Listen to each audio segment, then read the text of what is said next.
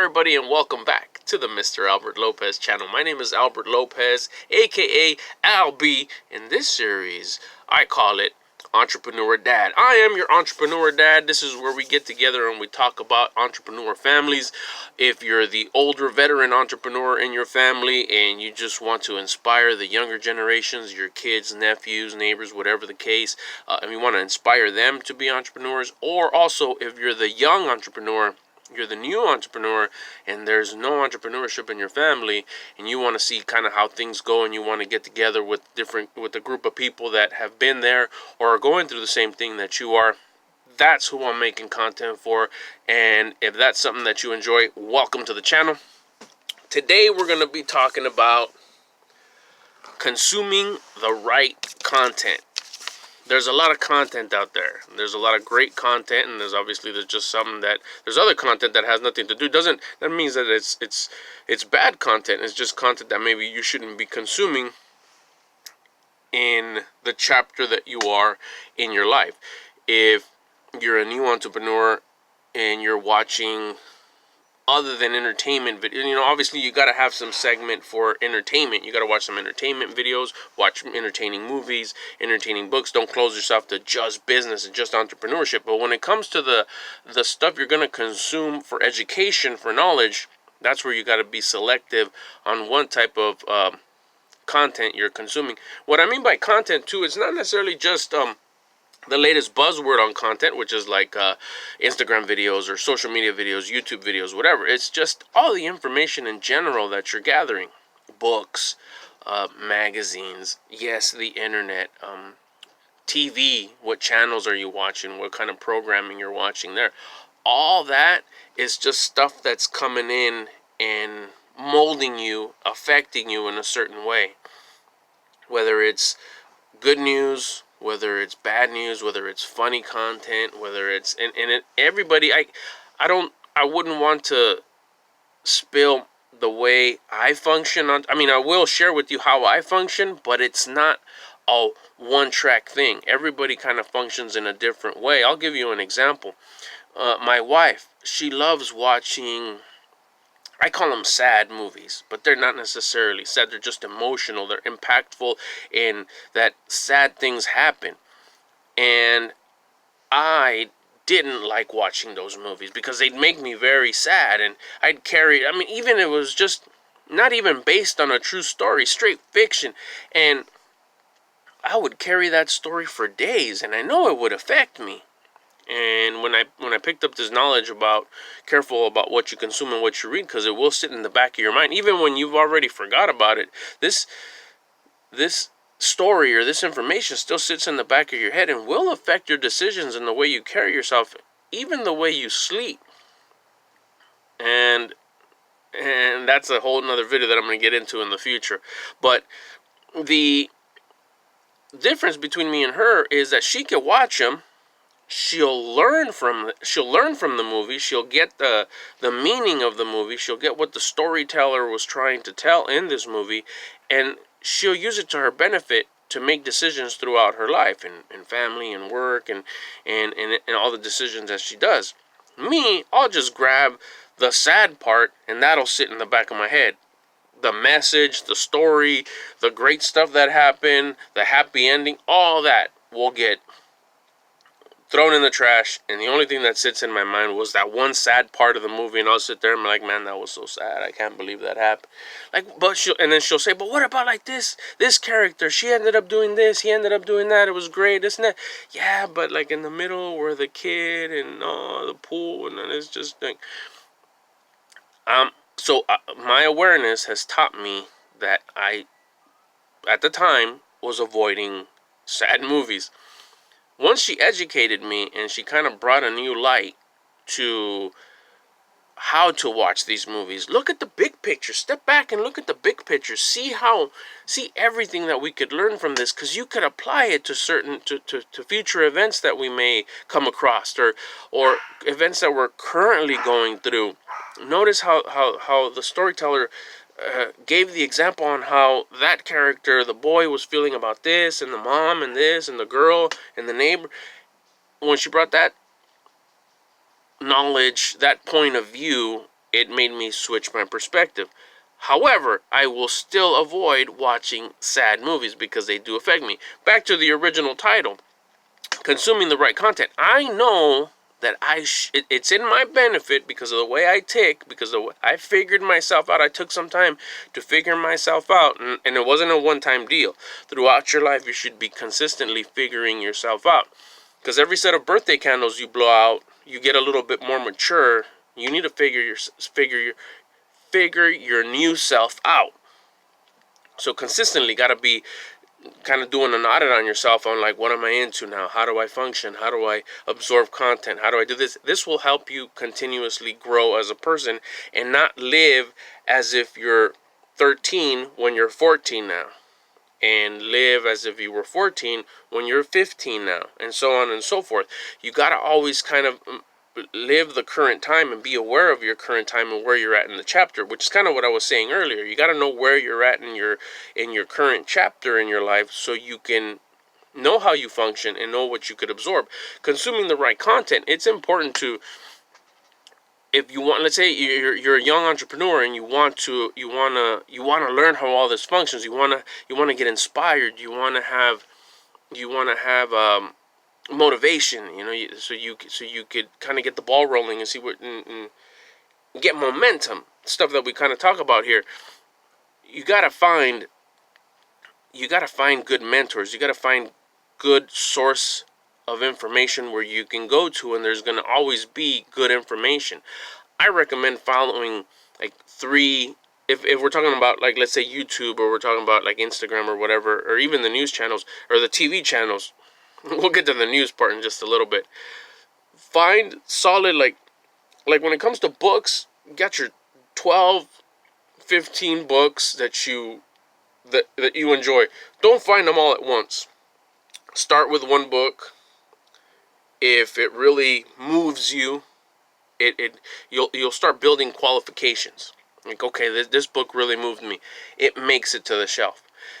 I've read books where I get suggested by other people or videos or people that I personally know on a personal level, and I'll start reading it, and I'll maybe get through it, and it just doesn't, we're not thinking the same. It's not the way the suggestions that it gives or the stuff that it teaches really doesn't resonate with kind of where I'm at. That book doesn't qualify to go in my library.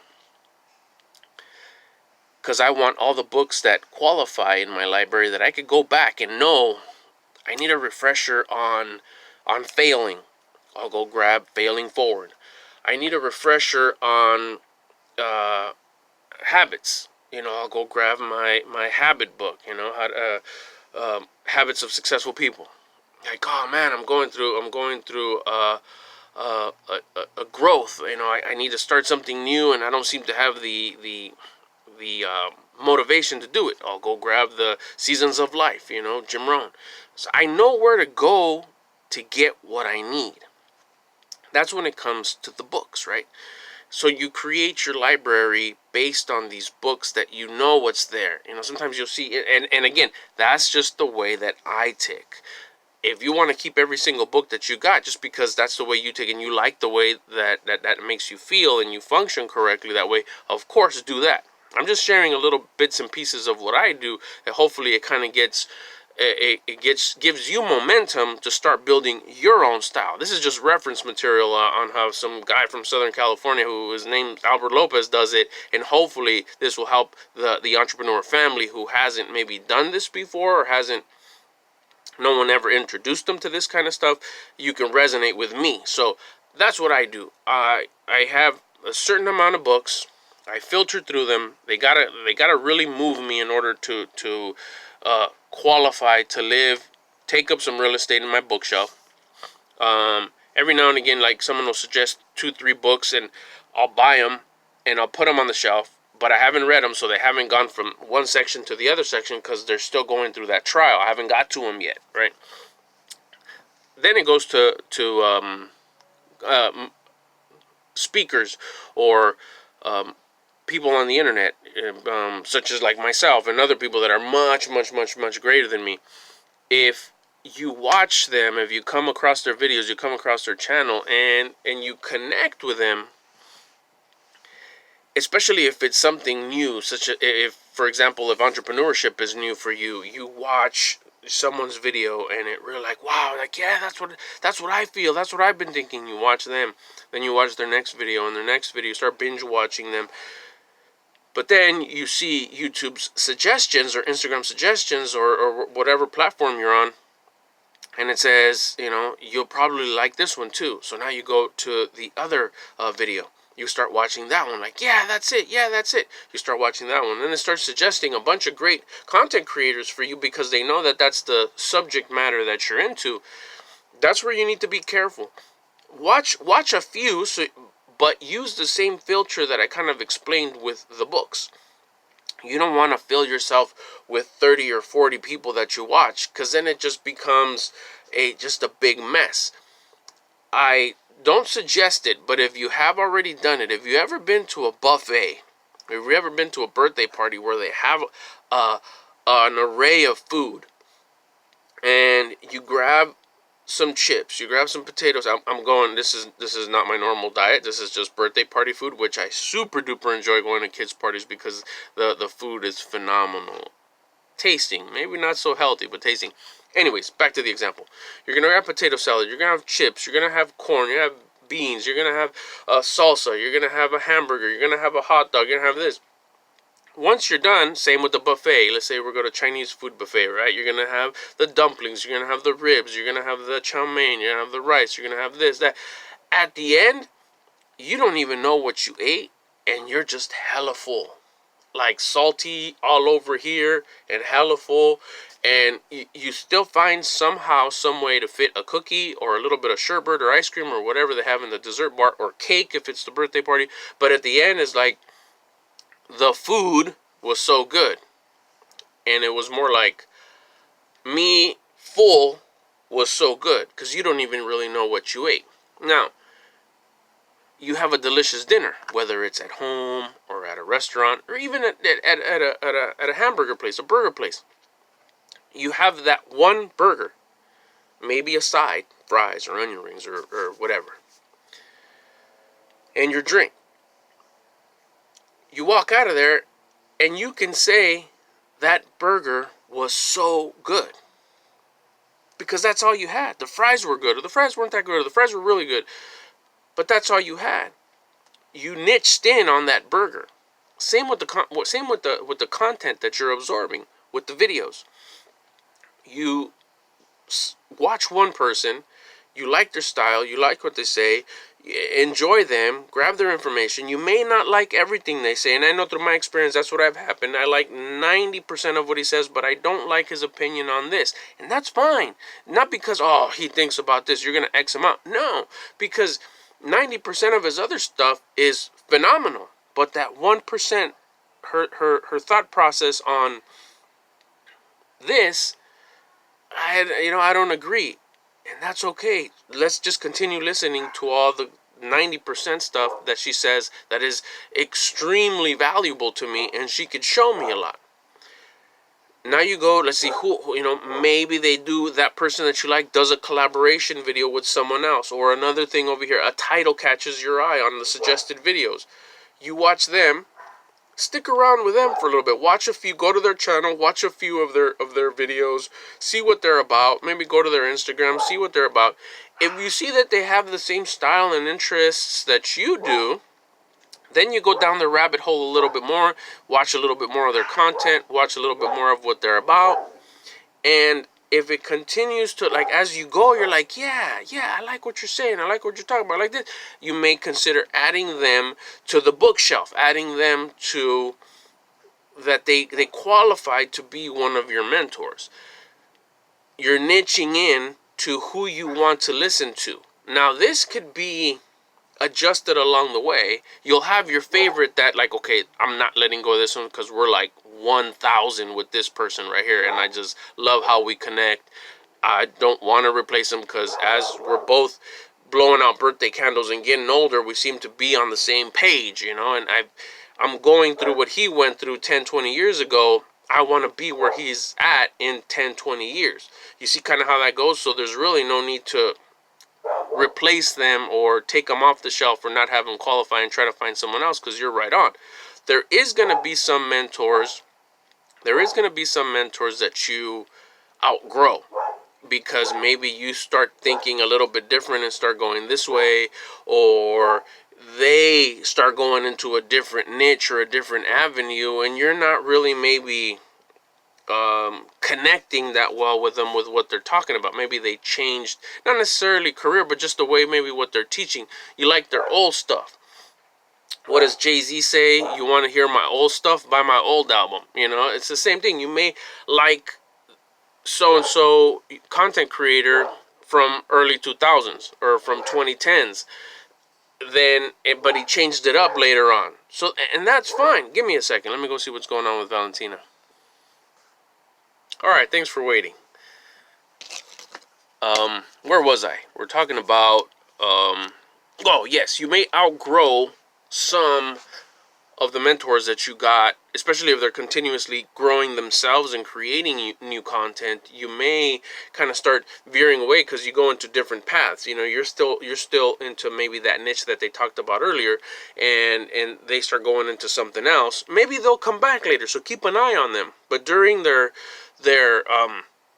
adjustment or their change, maybe that's a good opportunity to try to go research someone else that will also enlighten you and bring you some wisdom.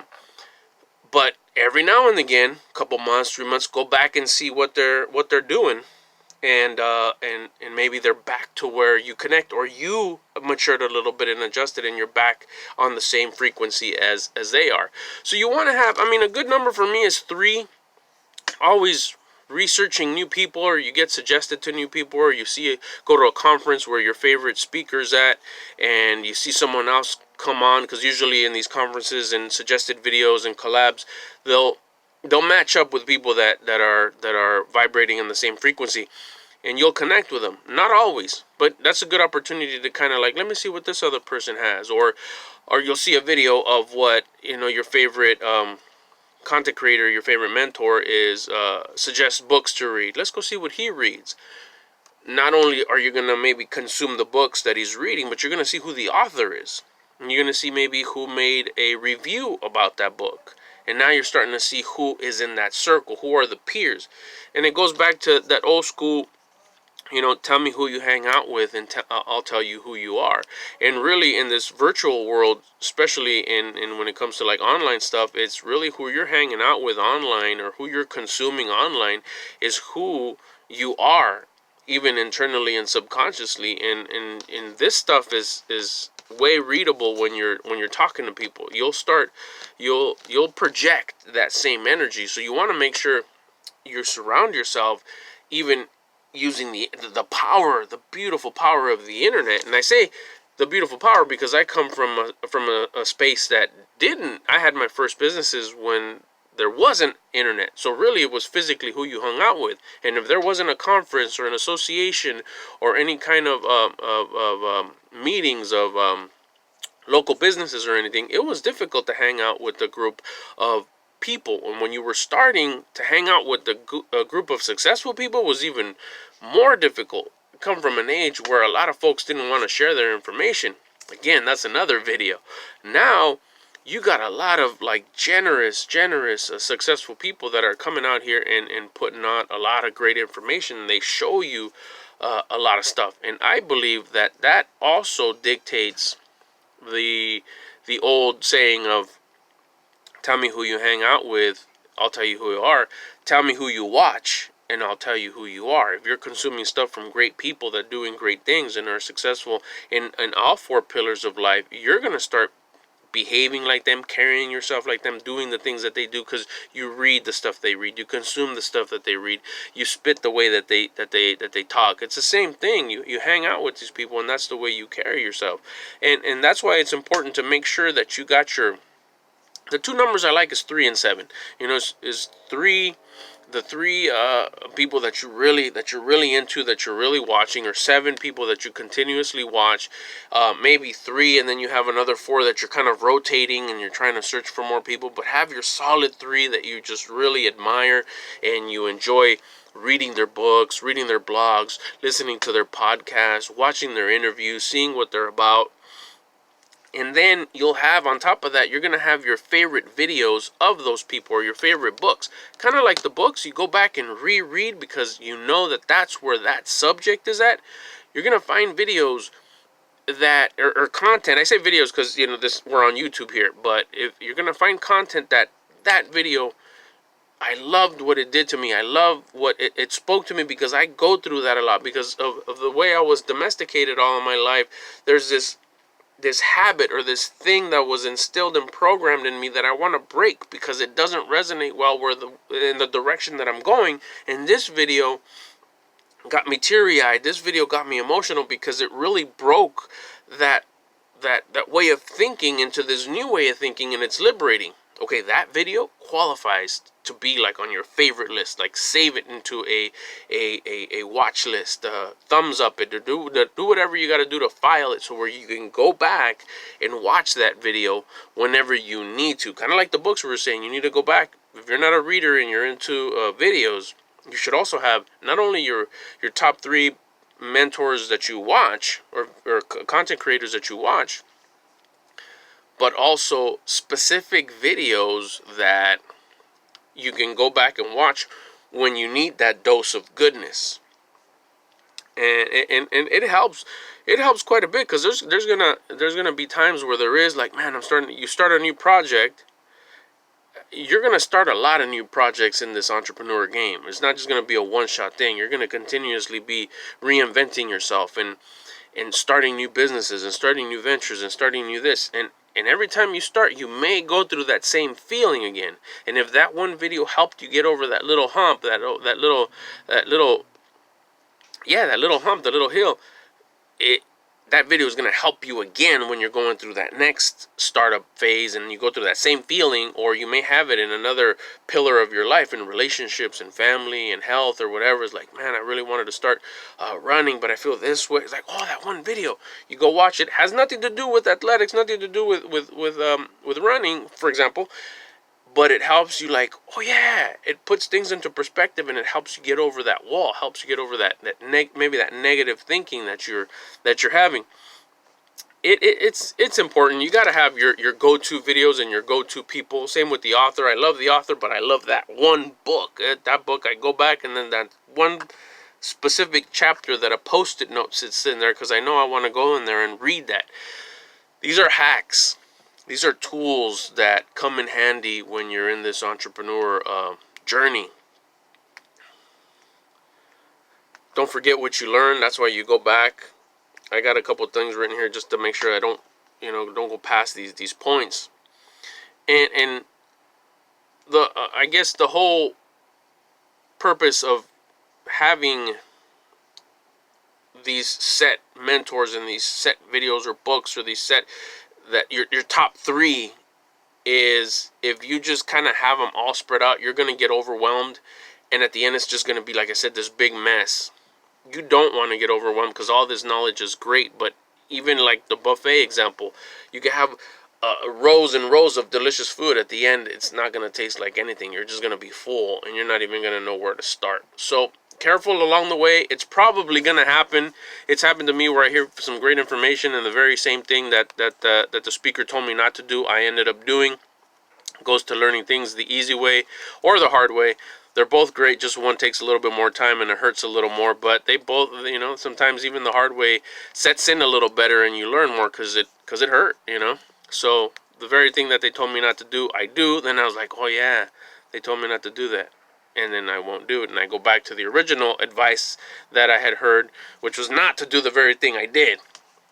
That's going to do it for today's video. Remember, consume the right content. Take your time to learn who you want to listen to.